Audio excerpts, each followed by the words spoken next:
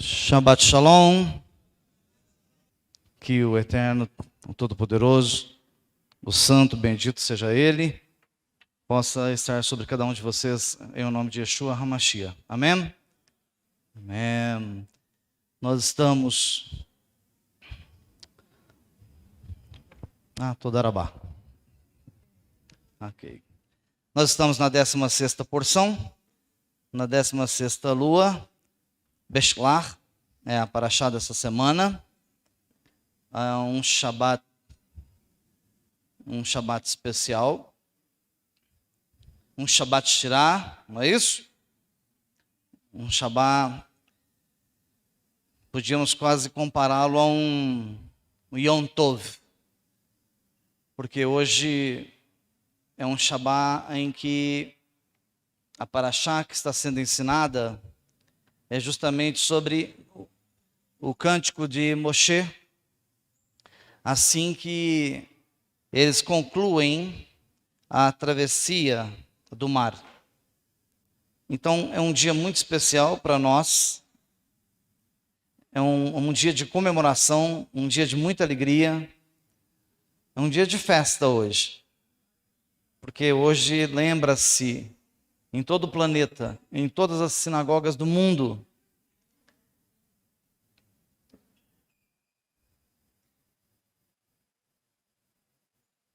hoje é um dia de se lembrar da vitória sobre os egípcios. Que Faraó não nos venceu no deserto. Baruch Hashem, profeticamente, essa paraxá está dizendo o seguinte: permaneçam firmes, ainda que o Faraó esteja no encalço, a travessia do mar está logo à frente. E vocês vão passar. E isso é muito interessante. Então essa paraxá, riquíssima. Então ela tem muitos segredos aqui dentro. Se você for estudar a fundo cada parte, cada versículo, você fica admirado do poder do Eterno. Nós sofremos em parte porque não confiamos. Se vocês que estão aqui, vocês que estão aí na live, tivessem entendido, eu vos garanto, o vosso sofrimento, esse sofrimento do cotidiano, tristezas, pânicos, preocupações financeiras, preocupação com saúde, preocupação com qualquer coisa, seria bem menor. Um outro detalhe que eu tenho ensinado muito vocês, que é muito importante. Hoje, Baruch Hashem, está lotada a Beit. Tudo para a honra e a glória do Eterno. As pessoas estão começando a entender o valor, a grandeza de um Shabat. Amém? Então, como eu sempre digo que as Escrituras, quando você lê um texto, você tem que ter conhecimento de causa para você entender o que realmente aquele texto quer dizer. O que realmente aquele texto está falando. Se ele está falando somente no presente, se ele está falando somente do passado, ou se ele está falando somente do futuro, ou nas 3 etapas, nos 3 níveis. Então eu coloquei um subtítulo, que eu creio que você nunca deve ter ouvido.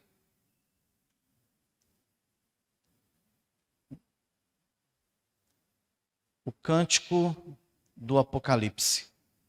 Como é que alguém vai cantar o Cântico do Apocalipse no 2º livro da Bíblia? Shemot. Eu sempre digo, eu brinco às vezes, que o Apocalipse está escrito desde Gênesis até o último livro das Escrituras. Apocalipse está escrito de Apocalipse até Apocalipse, de Gênesis até Apocalipse, de Bereshit até Apocalipse. Então, todos os livros têm inserções escatológicas, eu creio. E vamos passar por Shemot, capítulo 15, versículo 1, Miká 5:15, é Miqueias, né? Rit Galut, capítulo 15, 1. E vamos entender um pouco o que significa esse cântico do Apocalipse. Então, por ser um sábado que veio coincidir profeticamente com a paraxá em que Moshe cantou logo que saiu do mar, ele se torna um Shabat com uma elevação maior. O que nós fazemos nesse dia tem uma elevação maior. Estão entendendo? Então é um chamado o sábado Shirá, sábado do cântico, sábado da alegria, ok? Porque Shirá é cântico. E cântico, ninguém canta triste, né? Normalmente se canta alegre. Então é um Shabat de muita alegria. Vamos entender um pouco desse contexto para que nós entendamos o que o Eterno está falando conosco, profeticamente. Onde que isso pode ser aplicado em nossas vidas? O cântico do Apocalipse. Hoje não é, mas poderia ser considerado.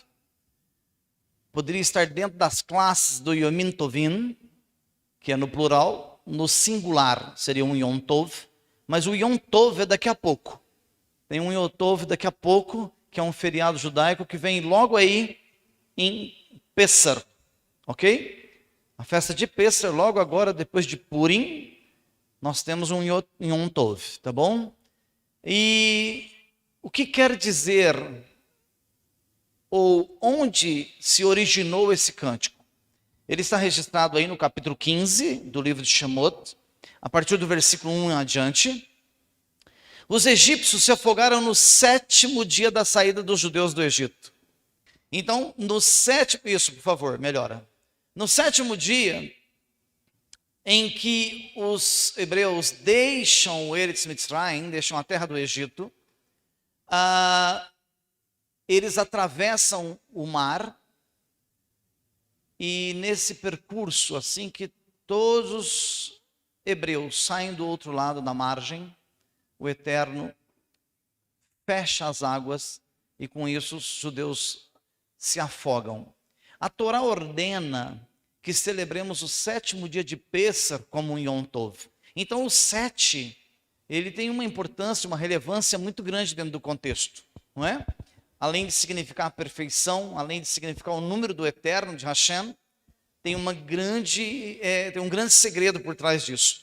Então a Torá ela ordena que nós celebremos o 7º dia de Pessar como um Yom Tov. O que quer dizer o 7º dia de Pessar? Está se referindo a esse 7º dia também da saída dos judeus do Egito. Esse dia também é marcado como o dia da libertação dos judeus do Egito, e até então corriam perigo de serem destruídos pelo exército de Faraó. Até aquele momento havia um perigo. Até aquele momento houve ali o Eterno agiu com obstruções, ele agiu com proteções para que Faraó não alcançasse o povo no percurso. E essa paraxá, ela aborda alguns tópicos que são muito importantes, que até nós comentamos ontem aqui no Shiur, que o percurso pela rota tradicional, a rota dos mercadores, os mercadores que subiam e desciam do Egito, e iam até a cabeceira do Eufrates, lá em cima, mais a norte, a rota era ali, bem no norte.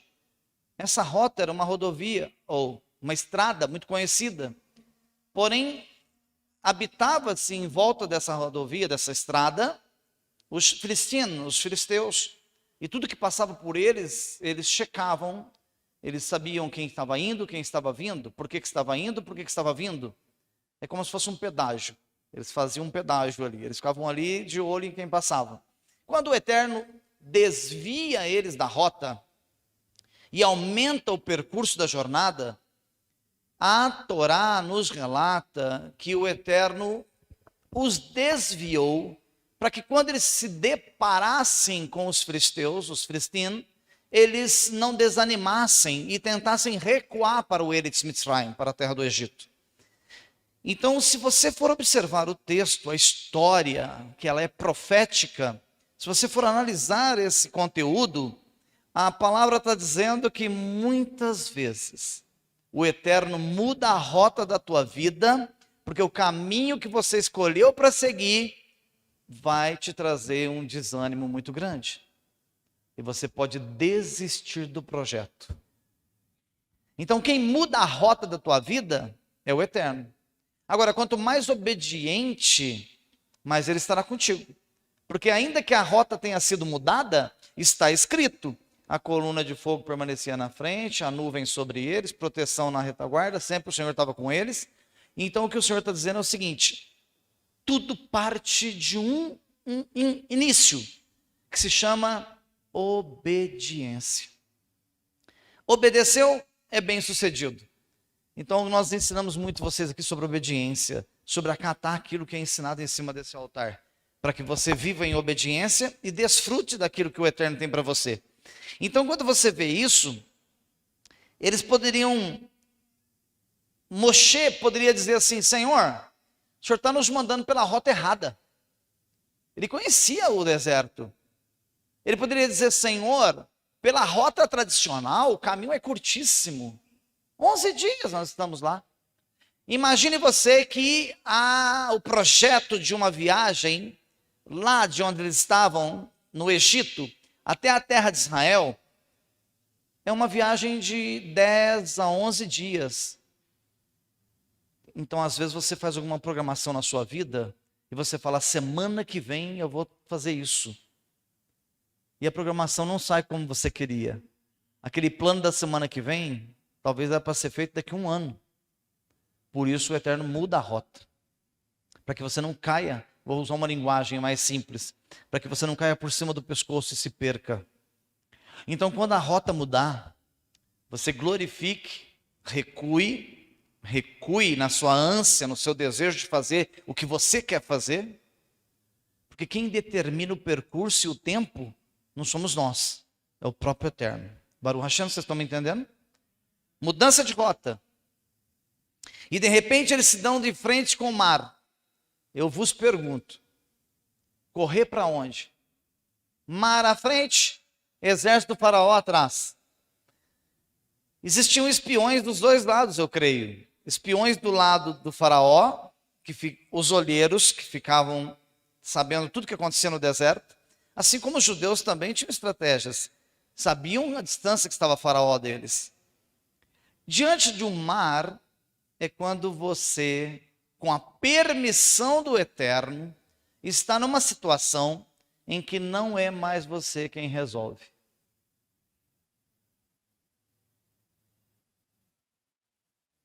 Isso é muito legal. Porque tem hora que você acha que você é o cara. Tem hora que você acha que você é o contador. Tem hora que você acha que você é o político. Tem hora que você acha que você é o educador. Tem hora que você acha que você é o profissional do ramo. E o Eterno diz para você: você não é. Você não tem. E você não pode.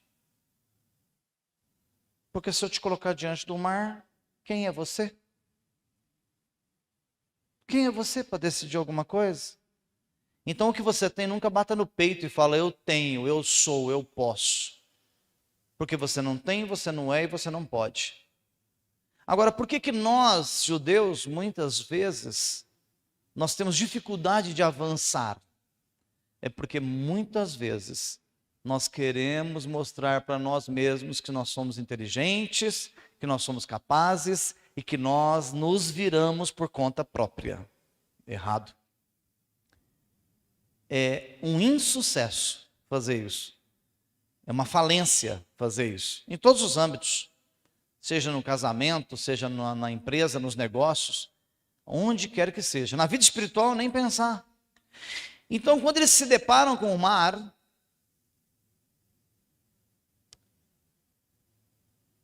e eles olham para trás, trilhas que eles tinham pegado para chegar até ali. Olham para frente, quase 1 quilômetro de mar para atravessar. E de repente, eles ficam alguns meio perdidos, alguns pensativos, alguns em pânico, e o Senhor começa a mostrar como são as nossas características, nossos perfis. Mesmo nós sendo escolhidos do Eterno, sermos judeus na sua presença, alguns entram em pânico, outros começam a murmurar, outros começam a gritar, a chorar, outros querem recuar, mas tem uma tribo ali que chamou muita atenção. Antes das águas se abrirem, alguns deles olharam para Moshe e disseram: é aqui que tem que atravessar? É aqui. Então nós vamos atravessar. E foram entrando para dentro da água. E a água foi dando na cintura, dando no pescoço, e eles foram peitando, foram entrando. Eles foram entrando porque eles tinham coragem? Emuná. Eles mostraram para as tribos de Israel: se o Eterno disse que é aqui que nós vamos passar, não é esse mar que vai nos impedir. Está aprendendo aí a lição? Então para de reclamar da vida. Pula dentro d'água e começa a dar braçada. Sua vidinha só fica travada porque você não entra nem na água. Você reclama na praia.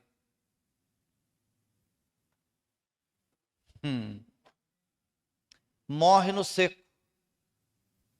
A coisa mais triste que tem é morrer no seco, porque morrer nadando, tentou. O que é morrer nadando, Rocha? O senhor tem hora que eu uso umas parábolas muito difíceis. Então vamos esmiuçar a parábola. Você acha, porque você vem na congregação, você pode sentar e cruzar os braços que o Eterno vai fazer por você. Não, Ele quer que você pule na água e vai rasgando. Porque na hora que Ele olhar para você, vai falar: esse tem emuná. Eu vou ter que honrar a emuná dele. Ainda que não tenha aquilo para te dar, mas você honrou tanto a sua confiança e a sua emuná, que aí tem uma palavra que conforta o nosso coração. Ele diz que Ele faz vir à existência o que não existe. Se o que você pedir não existe, Ele fala: vou criar agora. Olha o que diz esse tratado. Então, nesse dia foi marcado pela libertação dos judeus do Egito. Até então, corria um perigo de ser destruído pelo exército de Faraó. O tratado Or Hahaim, em Shemot 15, 1, diz: então Moshe começou a cantar. Teria sido suficiente para a Torá escrever: Moshe cantou. No entanto, a Torá quis nos contar sobre a preparação que resultou naquele canto de júbilo. Israel adquiriu temor da majestade de Hashem, que por sua vez resultou em uma profunda medida de fé, confiança, uma medida enorme de emuná, tanto em Deus quanto em Moshe. Eles foram divinamente inspirados a cantar essa canção em agradecimento. Eu vou arriscar algo aqui. Ouve-se no meio cristão, que houve no livro de Atos, a descida do Ruach HaKodesh. Não foi isso que falam? A primeira vez que desceu o Ruach HaKodesh sobre toda a Carral, e todos começaram a falar em línguas separadas como de fogo, um vento forte, impetuoso. Lembra dessa história? Então eu vou dar uma complementação aqui. A primeira vez que essa manifestação aconteceu, em que o Ruach HaKodesh, o Espírito Santo do Eterno, desceu sobre a multidão, foi nesse dia. Não foi no livro de Atos. Foi aí, ó. Por quê? Eles acabam de atravessar, acabam de sair do outro lado do Yam Suf, do mar de juncos, que você a vida toda aprendeu que é mar vermelho, é mar de juncos. Então quando eles acabam, quando termina, que é chamado de Kiryat Yam Suf, final da travessia, que eles saem, Moshe começa um cântico, ele começa a cantar, mas ele não treinou as pessoas para cantar, ele não ensinou aquele cântico para as pessoas. Esse cântico não estava escrito para que alguém pudesse ler a partitura e pudesse acompanhar ele a cantar, mas de repente quando ele abre a boca, o Ruach HaKodesh, o Espírito de Deus, ele manifesta de uma forma tão poderosa sobre o povo de Israel, que toda a nação começa a cantar o mesmo cântico, sem nunca terem ouvido. Que isso? Que coisa forte que é essa? É lindo, é perfeito isso. Então eles estavam divinamente inspirados pelo Ruach HaKodesh, e todos entoaram uma shirá, um cântico de louvor ao Eterno, Por isso esse Shabat se chama o Shabat Shirah, o Shabat do cântico. Mas calma aí que eu ainda não cheguei lá. Estamos no começo da história e eu já estou falando que o cântico é do Apocalipse, né? Então vamos em frente. Olha lá, livro de Shemot, capítulo 15, diz: então Moshe e o povo de Israel cantaram esta canção a Hashem: cantarei a Adonai, pois ele é muito exaltado. Ele jogou no mar o cavalo e seu montador. Iá é a minha força e canção, e tornou-se minha salvação. Ele usou aqui um dos nomes de Hashem, que é Iá. Por isso, quando você fala assim, tem gente que nem sabe por que fala isso. Tem gente que fala assim, aleluia. Que na verdade o termo não é aleluia, é aleluia. Aleluia. Aleluia. Não é aleluia. Aleluia. Porque vem da palavra halel. Halel. Aleluia. Halel, adorar. Yah, o eterno.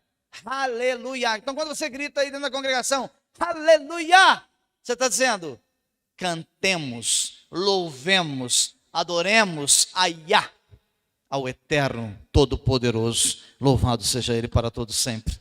Não é lindo isso? É perfeito, só precisa entender. Às vezes você vai falar halel, vamos entender. Então olha só que legal, que coisa linda isso. Escute isso. Olha que perfeição, ó. Então Moshe e todo o povo de Israel cantaram essa canção a Adonai. Cantarei, disse Moshe, a Adonai. Olha que coisa interessante.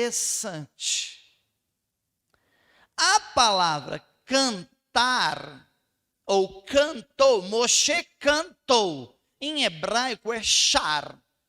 Shar, cantou. Só que o verbo apresentado pela Torá não é o shar. Aqui tem um código. Aqui tem um sod. Aqui tem um segredo. A palavra que apareceu no texto é yashir. Yashir.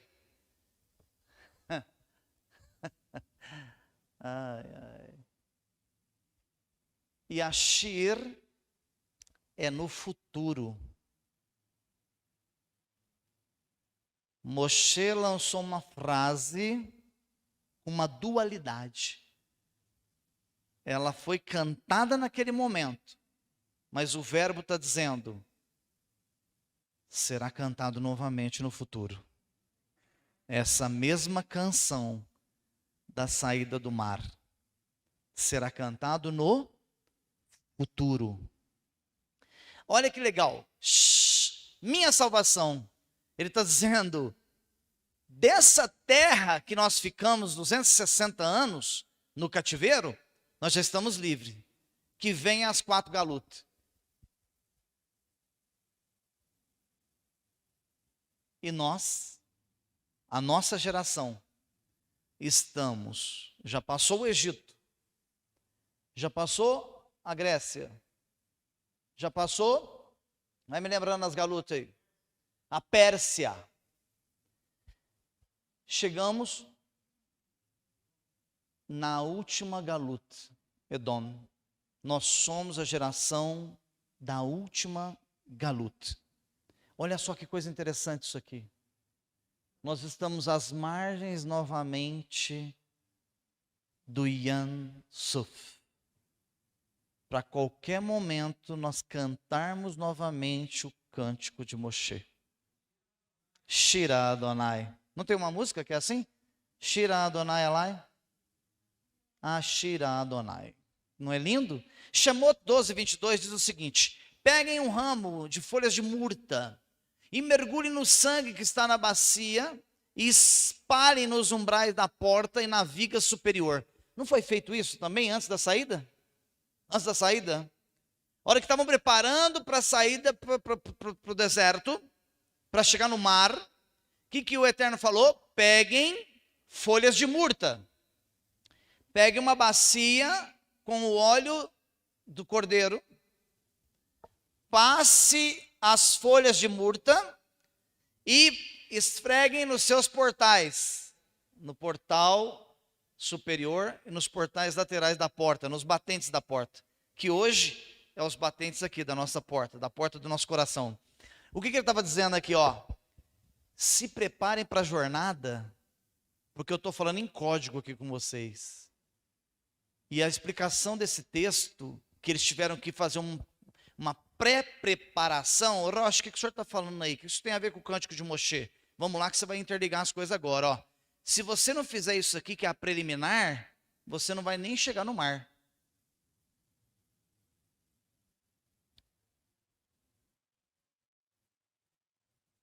Quem não passou o olho, o sangue nos umbrais, o que aconteceu com eles?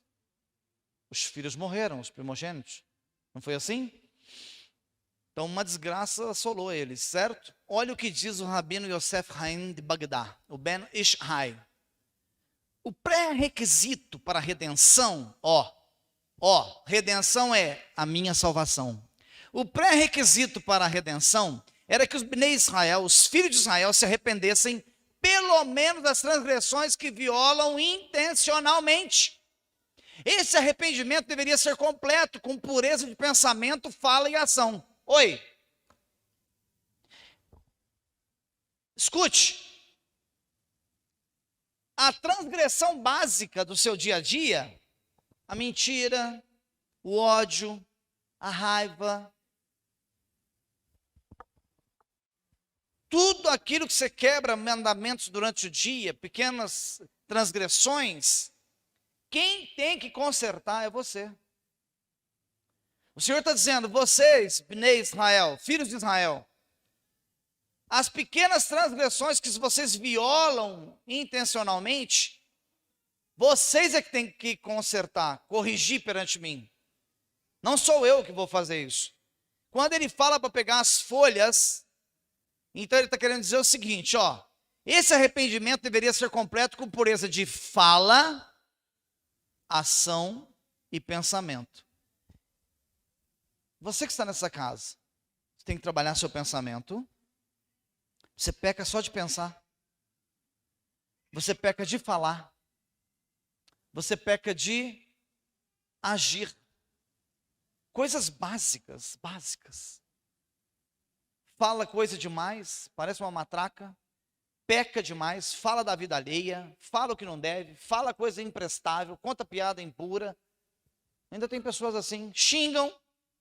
Tem gente que ainda xinga, fala palavrão. Ação de você não estar fazendo nada e não vir a servir o eterno, você cometeu um pecado de ação. Ou seja, a ausência da ação. Devia ter agido e ter vindo. Compreende isso? Agora, olha que legal. Esse é o motivo do ramo, da murta. A palavra murta em hebraico se escreve ezov, que é o ramo da murta. Agora, sangue, que é dan, juntando as folhas da murta com o dan, que é sangue, ezov com sangue, com dan, tem o valor numérico da palavra mezid. Mezid, que significa transgressão intencional. Quando eles pegam o sangue, passa a murta e passa no umbral da porta, a transgressão intencional, o pecado do dia a dia, foi eliminado. Agora, as coisas mais pesadas, o Eterno ia entrar com providência.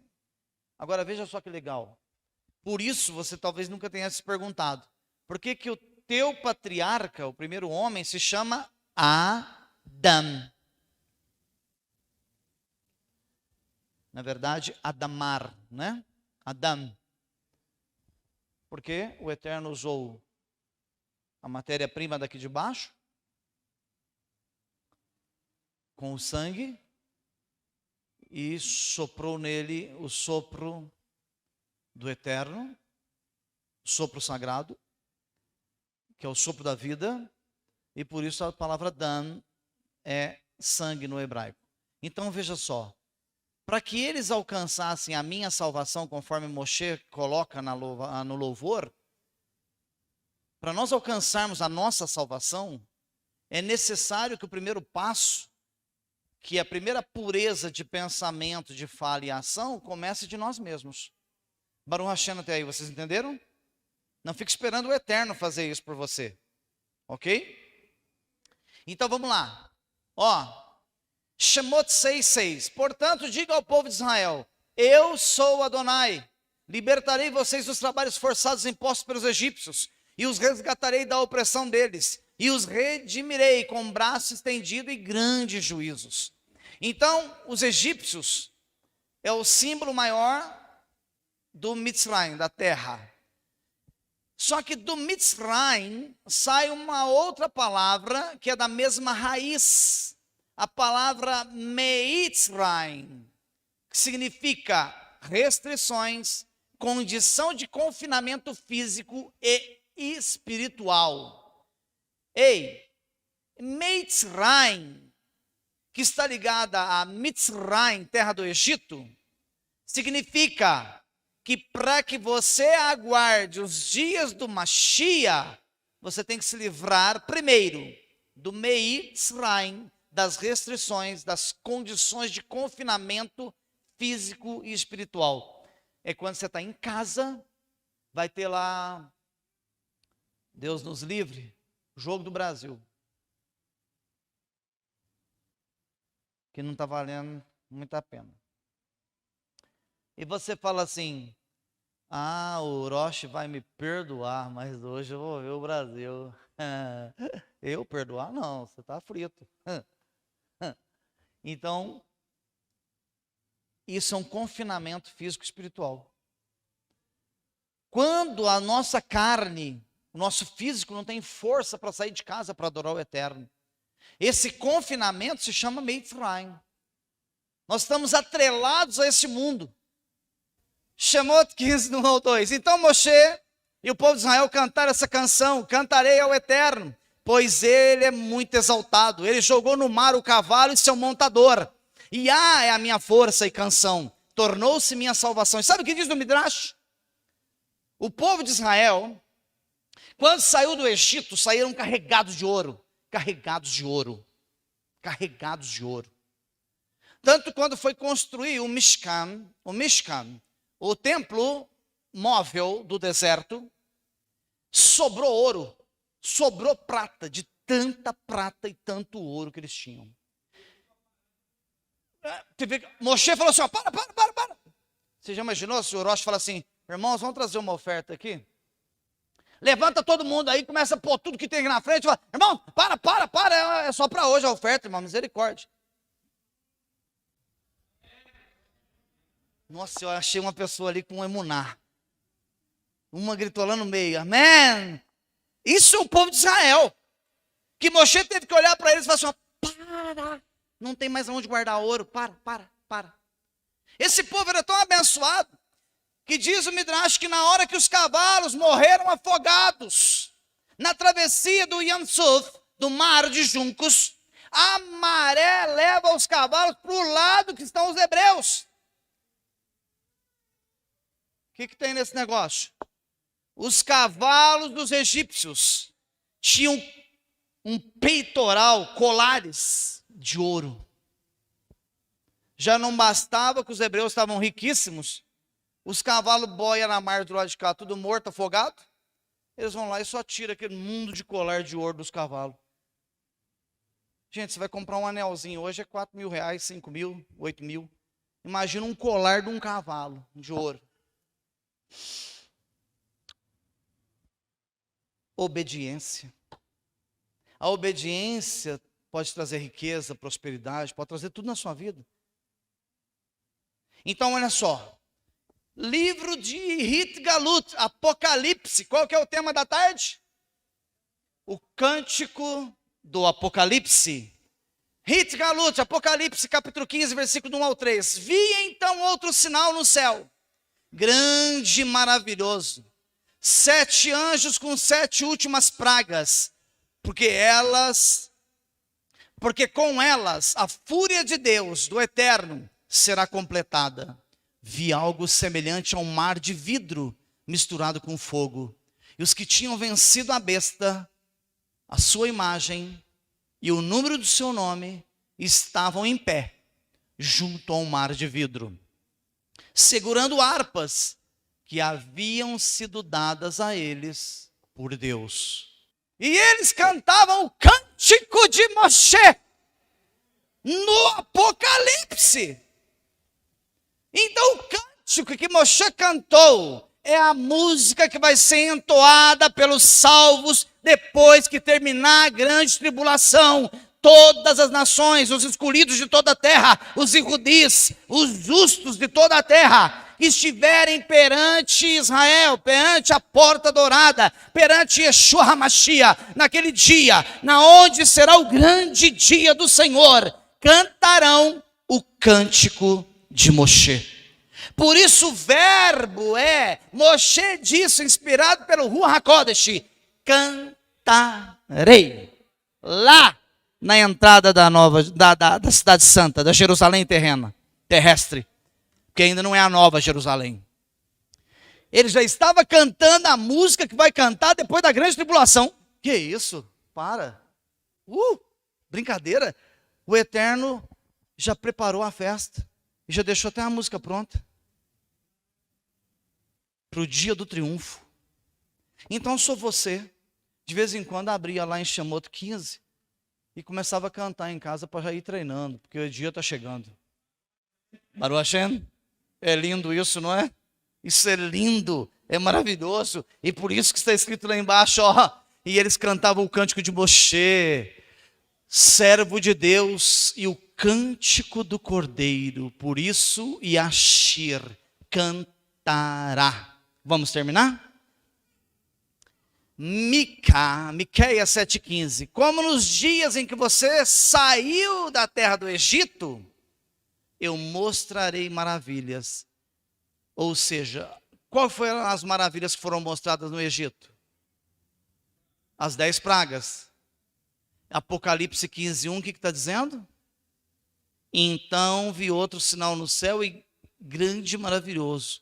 7 anjos com 7 últimas pragas. E eles estavam cantando o cântico de Moshe.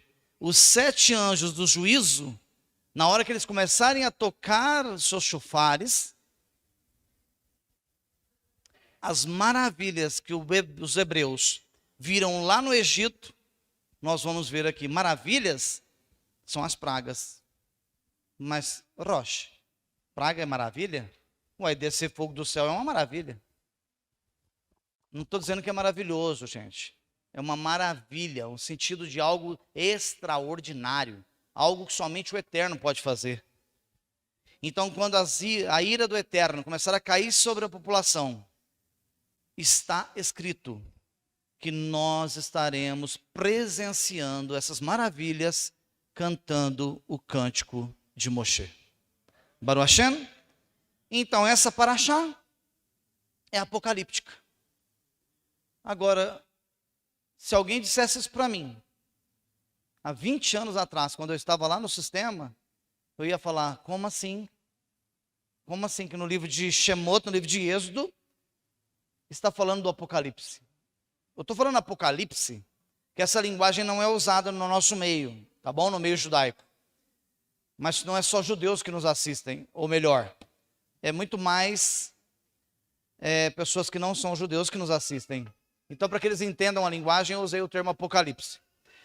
Eu creio, pela emuná, que nós já estamos às margens do Yam Sof. E eu creio que nós já podemos começar a entrar nas águas, porque Hashem já está enviando Yeshua novamente para nos desligar desse sistema opressor edomita, em que o nosso corpo fica numa luta constante contra o nosso espírito, contra o nosso rua. A gente quer servir a Deus e existem dezenas, centenas de impedimentos, tentando nos tirar o foco de entender a sua palavra, a sua Torá, e de viver segundo aquilo que Ele quer que vivamos. Em o nome de Yeshua HaMashiach, que vocês tenham discernimento, compreensão e entendimento de tudo que vocês ouviram nessa tarde. Em o nome de Yeshua HaMashiach, sejam abençoados. Amém. Yevareha Adonai veishmerecha. Yaev Adonai panamelecha viunecha. Issa Adonai, Adonai panavelecha veasem lecha. Shalom.